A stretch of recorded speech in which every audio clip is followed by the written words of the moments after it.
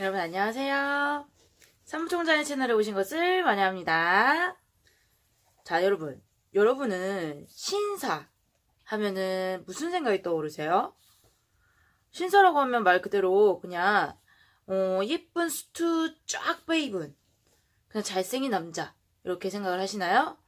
아니면 언변이 좋고 뭔가 하는 제스처들이 화려한 그런 사람을 생각하시나요? 예전 영국의 산업혁명 시기에도 이런 생각을 했던 사람들이 있나 봅니다. 그러면서 나오자마자 아주 유명해진 책이 하나가 있었는데요. 그 책의 제목은 바로 찰스 디킨즈의 위대한 유산입니다. 자, 여러분, 이 위대한 유산에 대해서 말씀을 좀 드리자면은 피비라는 아주 어린 소년이 주인공으로 나와요.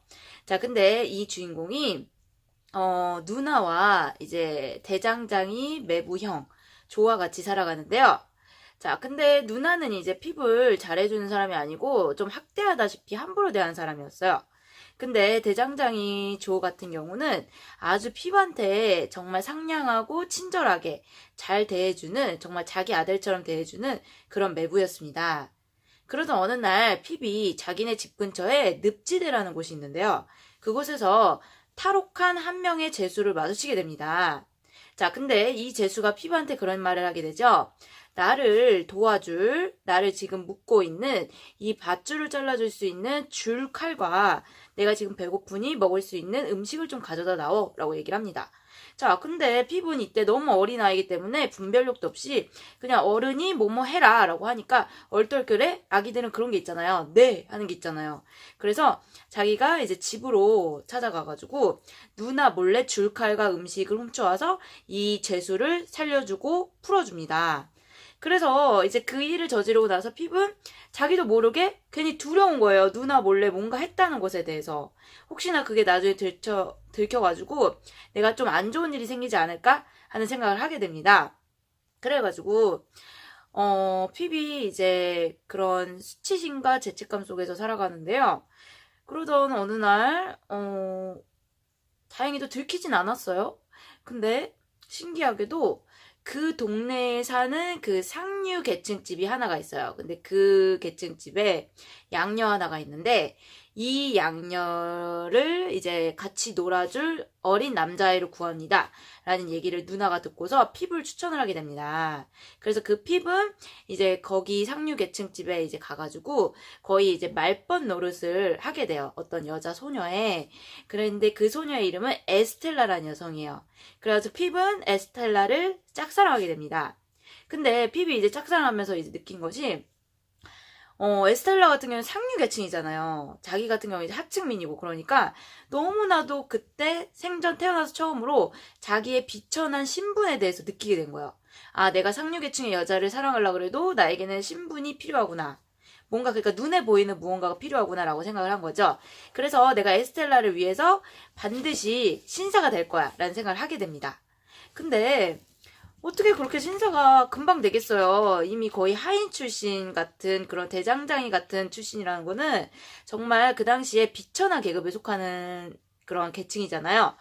그러나 어느 날 정말 꿈 같은 일이 일어납니다. 누나네 집에 제이거스라는 변호사가 찾아오게 되는데요. 글쎄 핍 앞으로 엄청난 막대한 유산이 오게 되었다는 거예요. 그래서 핍은 자기 너무 놀랬죠. 근데 자기한테 유산이 있다는 얘기를 듣자마자 어쨌든 누나가 자기를 학대했긴 했지만 자기를 키워준 은인이잖아요. 근데 그 은인은 뒤도 안 돌아보고 자기한테 너무 잘해준 매부 형까지도 그냥 나몰라라 하고 돈을 들고서 바로 자기는 신사 교육을 받겠다고 런던으로 훌쩍 떠나버립니다. 어떻게 보면 좀 서운하게 떠난 거죠. 자, 그래서 이제 그곳에서 이제 신사 교육을 받으면서 핍은 상류 계층에 대해서 좀 많이 경험을 하게 돼요. 런던 생활을 하면서 경험하면서 핍이 느낀 것은 와, 상류 계층이라는 게 별게 없구나. 왜냐면 상류 계층이라고 해도 도박과 술, 담배, 여자 모든 것들이 이런 것들에 관계가 있는 거예요. 핍 같은 경우는 정말 진정한 교육을 말했는데 이러한 것들이 있으니까 핍은 점점 거기서 이제 회의감을 느끼게 되고 그러면서 이제 자기 돈을 자기도 모르게 그냥 마음이 공허하니까 도박에 막 써버린 거예요. 그래서 빚도 많이 지게 됩니다. 그러던 어느 날 갑자기 핍을 찾아온 어느 한 남성이 오게 됩니다. 이 남성의 이름은 매그 워치인데요. 이 사람이 피브한테 와가지고 그런 말 하는 거예요. 너의 유산은 내가 준 것이다.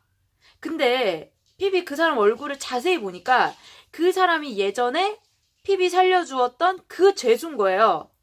그 죄수가 또 다시 이제 어딘가 잡혀갔다가 탈옥을 해가지고 어떤 방법으로 돈을 벌어서 피부를 위해서 근데 돈을 벌었어요. 피비 나를 살려준 은인이고 하니까 그 아이를 내가 막대한 유산을 가진 부자로 만들어주겠다. 그래서 나는 지금 부자가 될 수 없는 상황이지만 피부를 통해서 대리만족을 느끼겠다 하는 심정으로 돈을 벌어서 피부를 이제 신사로 만들었다는 걸 이 사람이 이제 알고 싶어서 피부를 이제 찾아온 거죠. 어떻게 잘 컸나 하면서 보러 온 거죠. 그걸 보면서 피부는 처음에는 정말 잊고 싶은 그런 기억이 다시 막 떠오르는 느낌이 나면서 다시 죄책감과 수치심과 아주 슬픈 기분에 사로잡혀요. 허나 계속 이 매거치라는 사람과 생활을 하면서 이 사람이 정말 나를 향한 그 애정이 정말 진실되구나 라는 걸 깨달으면서 피비 돈을 쓰면서 느꼈던 감정, 뭐 상류계층과 그냥 어울리면서 이렇게 느꼈던 그 감정과는 다르게 마음속에서 뭔가 따뜻한 게 뭉글뭉글 이렇게 피어오르는 거를 그런 새로운 감정을 처음으로 이 죄수에게 느끼게 됩니다.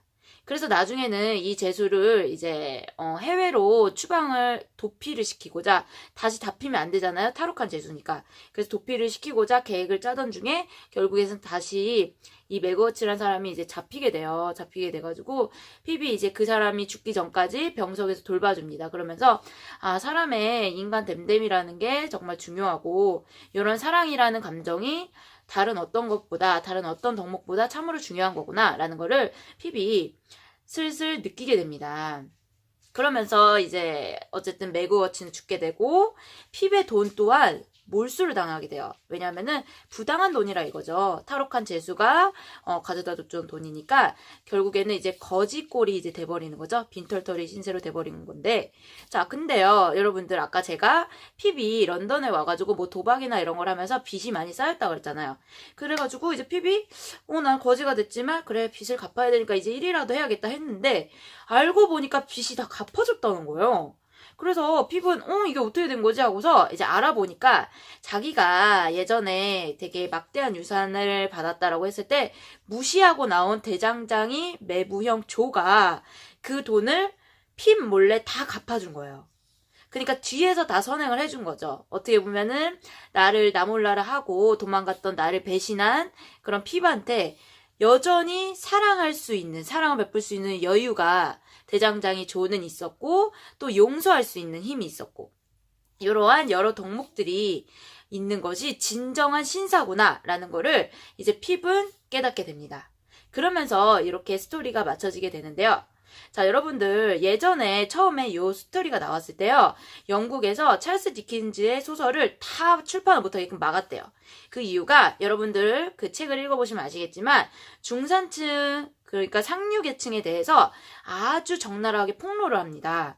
뭐 도박을 하더라, 아까 뭐 막 신사다 하면은 막 겉은 빤지르르 하잖아요. 막 뭐 레이디 퍼스트 막 이러면서 막 그런 게 있을 줄 알았는데 알고 보니까 속내는 정말 지저분하고 더럽고 이런 곳이구나 하면서 그런 거를 이제 폭로를 하면서 진정한 가치에 대해서 설명을 했기 때문에 상류계층의 반발을 우려한 영국 사회는 이제 그거 출판을 제지를 했다고 합니다.